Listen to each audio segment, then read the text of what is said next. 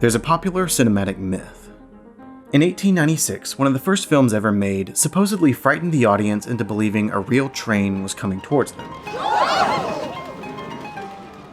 It's probably not true, but it's still a cute idea that an image was so influential that it caused a visceral reaction. Today, we're all fairly used to the idea of images moving. When a train comes forward, we're not going to react the way people did 100 years ago. It would take something special to make us feel anything else.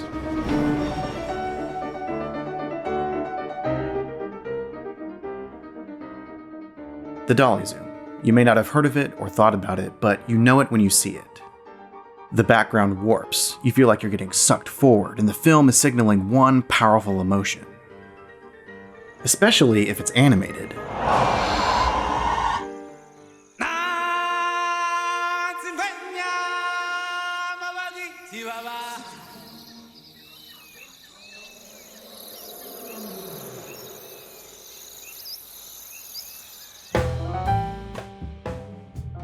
The dolly zoom is a camera technique that was pioneered in 1957 by Erman Roberts, a second-unit cinematographer responsible for photographing shots that would be combined with matte paintings. In the film Vertigo, the main character is afflicted with, you guessed it, vertigo.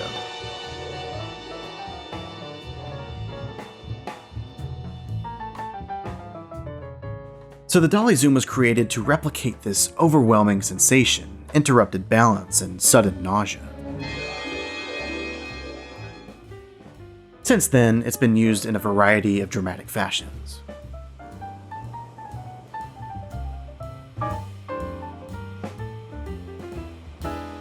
So what is it exactly? Well, the dolly zoom can be divided into two parts, the dolly and the zoom. This is why I make the big bucks!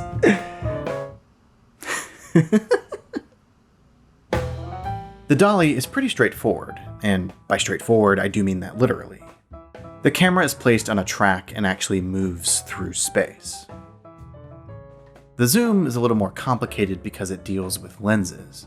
And I'm not that smart, so simply put, a longer focal length means a higher magnification and a narrower angle of view, which flattens an image. A shorter focal length means a lower magnification and a wider angle of view, which curves an image. Changing the focal length is a zoom. Increasing is zooming in. Decreasing is zooming out.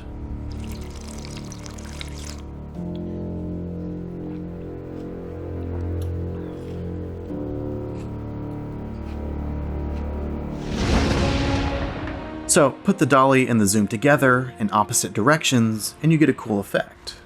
If you want to condense space, dolly backward and zoom in.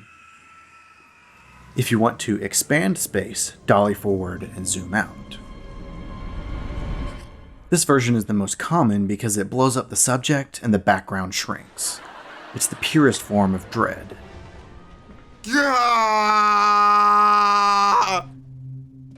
But as theatrical as it is, filmmakers can get a lot of subtler options depending on the speed.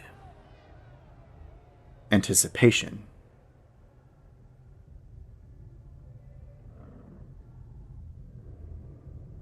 Paranoia.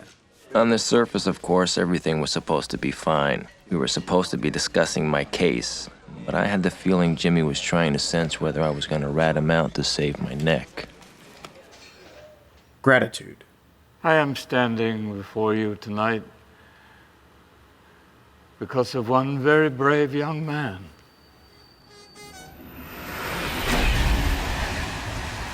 Stress.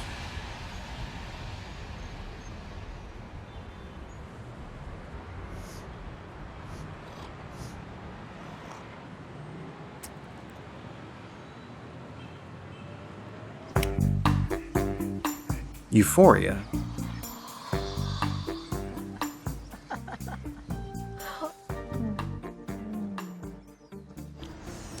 Stress and euphoria. Got some for me? Stability. Ah, how about this? West 83rd, 2-bedroom, doorman building. Park block, partial views, Brighton Cherry Flat, high ceilings, and wood floors. Yeah, that one. Brave cooking is not for the faint of heart.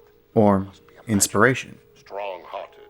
You must try things that may not work, and you must not. So the goal on this, I'm kind of using the Hitchcock Vertigo thing here.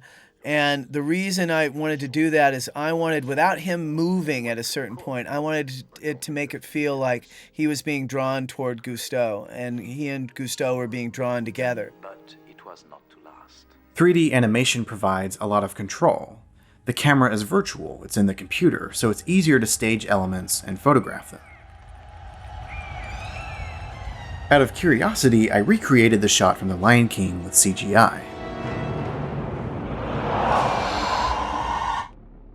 Depressed? I'm the furthest thing from depressed. I mean, look at what I've accomplished. Do you see him? Do you think a depressed person could make this? No. Sculpting and painting and lighting virtual space took a few weeks, but moving the camera, changing the focal length, that only took a few minutes.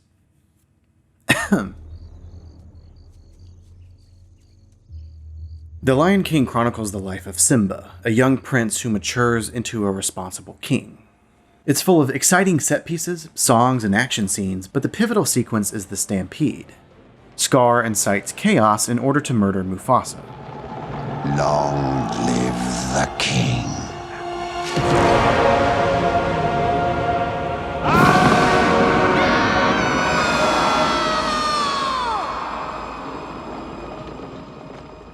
And I'm pretty sure it scarred people for life. My cousin, Mufasa, he was trampled to death by a pack of wildebeests. And we all took it really hard. All of us kind of in the audience of what happened. Do you want to talk about it anymore? Oh, it would probably take me like an hour and a half to tell that whole story. But the beginning of the sequence is just as important. The dolly zoom is what tells the audience to pay attention and be prepared. The challenge of animating a dolly zoom is that they're simulating a live-action camera technique. To understand why that's challenging, let's define some fundamentals. Animation is made up of pieces that move independently of each other. Today we call them layers, and that's a good way to think about it. Layers that are put together. A shot might only need one layer, like a background. One painted image full of texture and detail.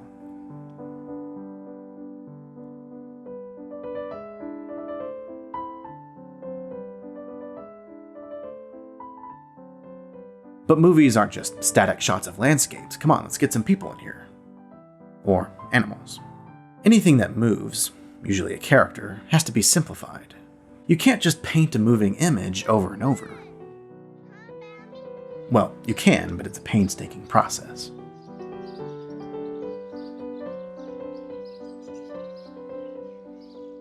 Traditional animation was drawn on paper, then inked and colored on celluloid, or cells, transparent sheets of plastic that were laid over the background and then photographed.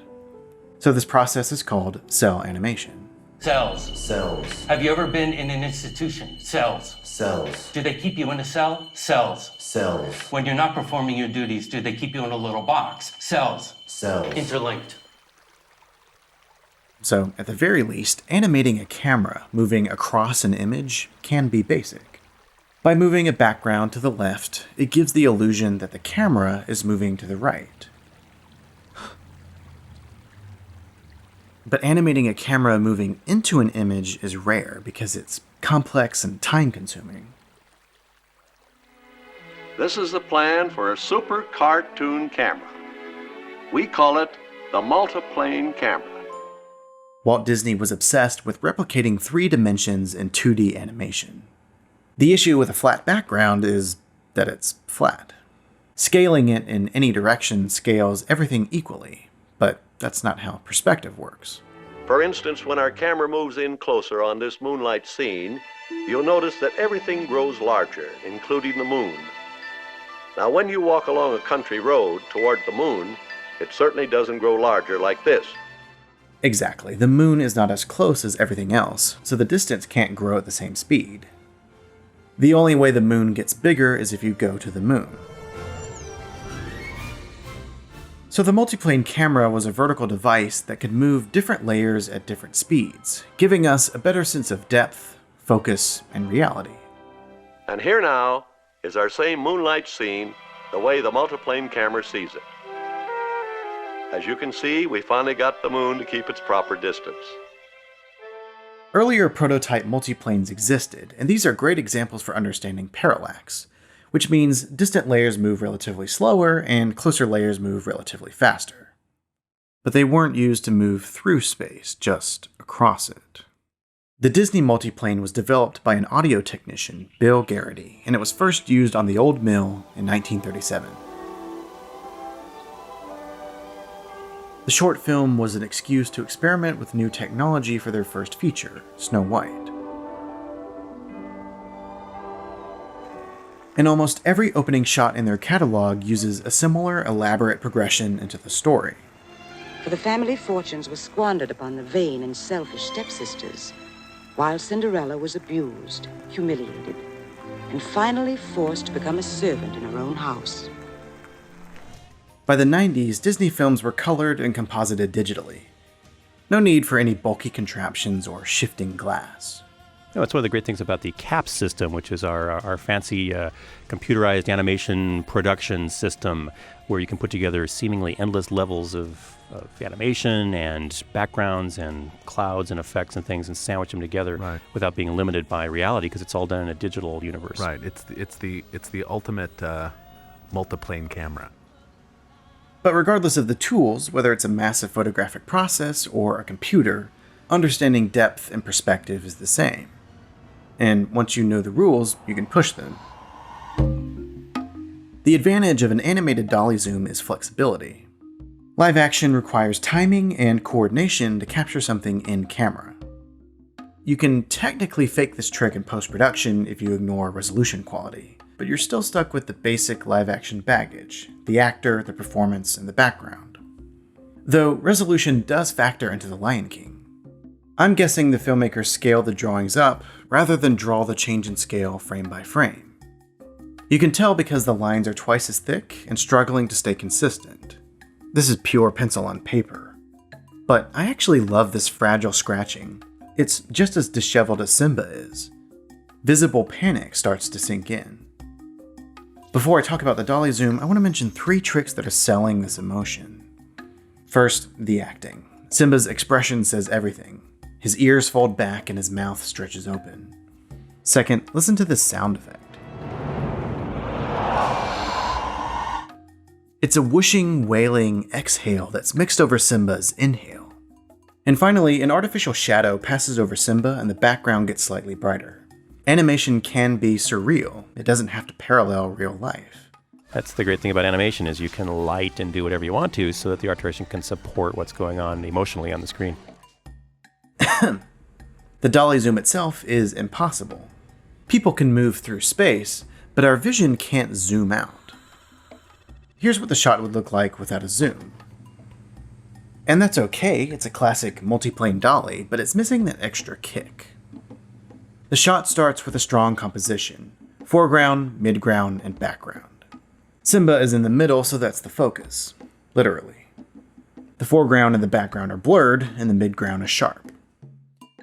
The foreground and the background are also darker and colder, adding extra emphasis on the middle. Okay, so to create a dolly zoom, just move 3 planes, right? Well, yes, but The Lion King goes above and beyond. There are actually 5 different planes. The foreground and the midground are scaled up to represent a dolly forward, and the background is divided by the canyon, the cliffs, and the sky, all of which are scaled down to represent a zoom out. It's such a perfect attention to detail for an experience that lasts 4 seconds. And that's just one thread in the tapestry, one shot among hundreds. Just imagine every other cinematic technique that's immersing you in this story.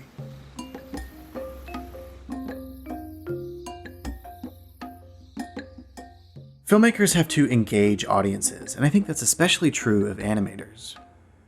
They craft extraordinary things out of nothing. So after everything you've learned about camera techniques, artificial or otherwise, if you wanted any more reasons to hate the remake, this is how they handle the exact same sequence.